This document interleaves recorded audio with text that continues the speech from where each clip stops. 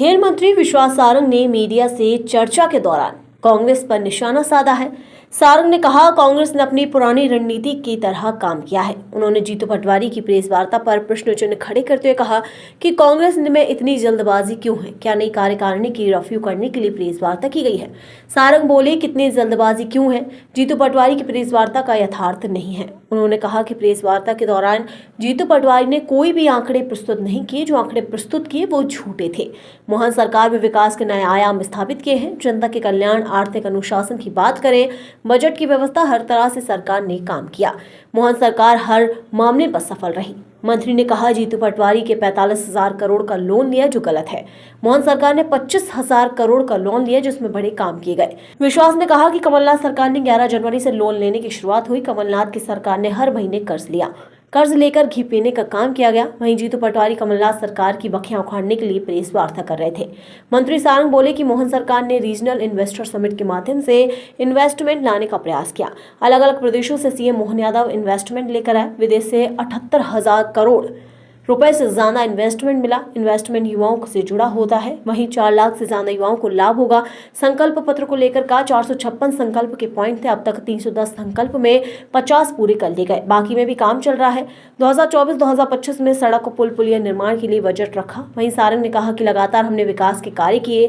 कर्नाटक, तेलंगाना, हिमाचल की बात करते सरकारी कर्मचारियों की यहाँ तनख्वाह के लाले पड़े हैं। प्रशासकीय अमले के ट्रांसफर रेगुलर है। उन्होंने कहा कि कानून हाथ में लेने वालों को बख्शा नहीं जाएगा।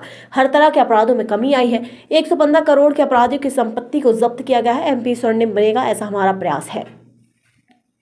भाग हमारे ही समय पर बनी हुई तेलंगाना, कर्नाटक और हिमाचल सरकार का भी जिक्र करते, मुझे लगता है व्यापक रूप से बात करते तो शायद ज्यादा यथार्थ सामने आता। हम आपको सबको मालूम है और आपके माध्यम से हमें ज्यादा जानकारी मिलती है कि कर्नाटक, तेलंगाना और हिमाचल की सरकार में शासकीय कर्मचारियों को पैसे तनख्वाह देने के भी लाले पड़े हुए हैं।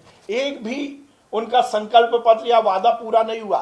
कांग्रेस के राष्ट्रीय अध्यक्ष ने ही कटाक्ष किया है कि वादे उतने करने चाहिए जितने पूरे हो सके। कांग्रेस की उन सरकारों ने कोई वादे पूरे नहीं किए हैं।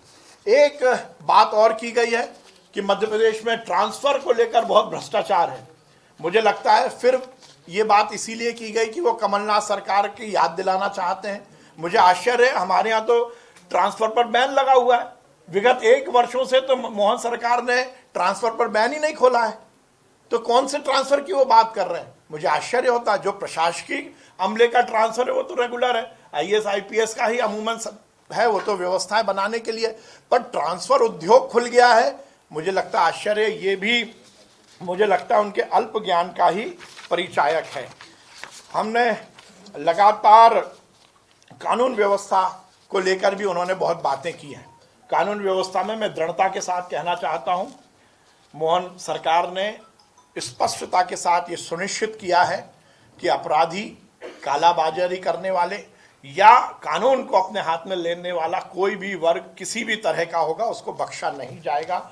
और उसी का परिणाम है कि चाहे महिलाओं के विरुद्ध अपराध की बात हो, अनुसूचित जाति जनजाति वर्ग के खिलाफ अपराध की बात हो, इन सब अपराधों में विगत 1 वर्षों में 7.91% की कमी आई है।